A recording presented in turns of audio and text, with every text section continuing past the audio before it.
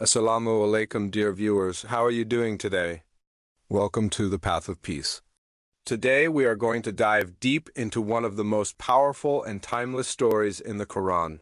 The story of Zulaykha and Prophet Yusuf, peace and blessings be upon him. This story is narrated in Surah Yusuf, which Allah himself described as Asal Qasas, the best of stories. It is a story filled with betrayal, temptation, patience, imprisonment, dreams, forgiveness, and eventual victory. More than a tale, it is a divine lesson on how to live with purity, dignity, and unshakable faith in Allah.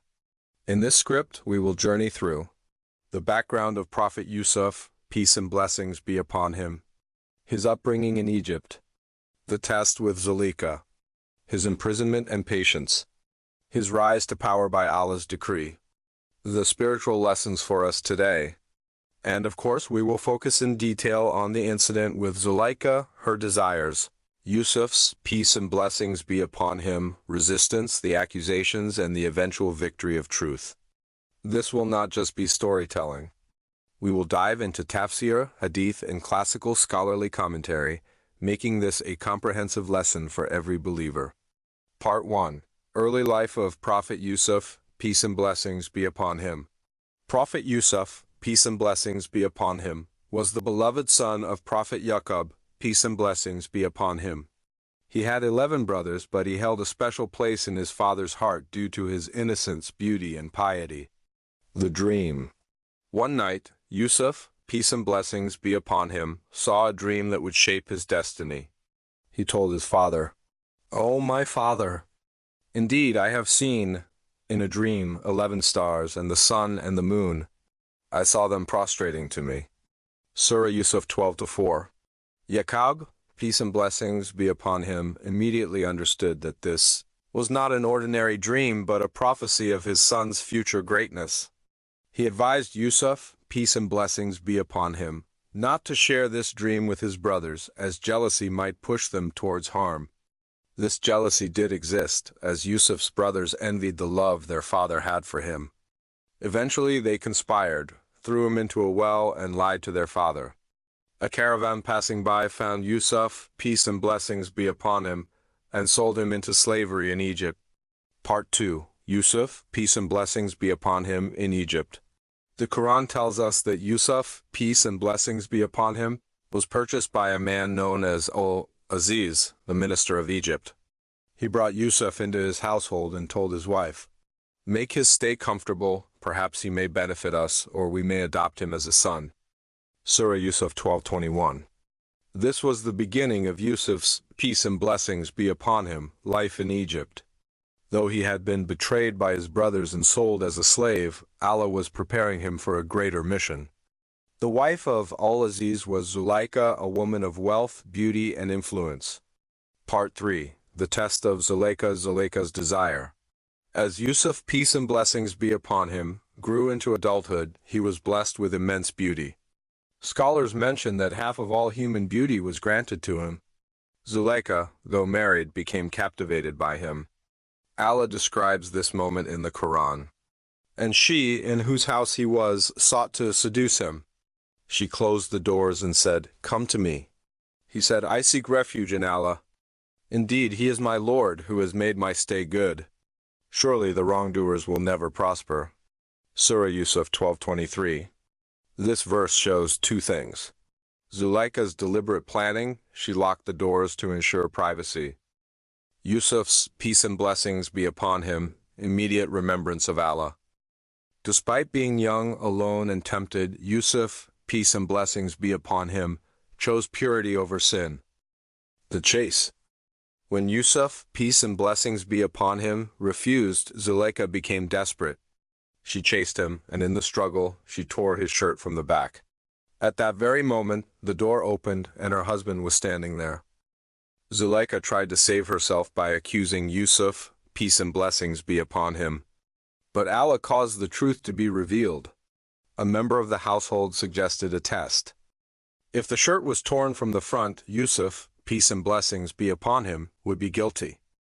If it was torn from the back, Zulaykha was guilty. The shirt was torn from the back, proving Yusuf's peace and blessings be upon him innocence. Part 4. The Women of Egypt. News of this incident spread. Women of the city began gossiping about Zulaykha, mocking her for being infatuated with her servant.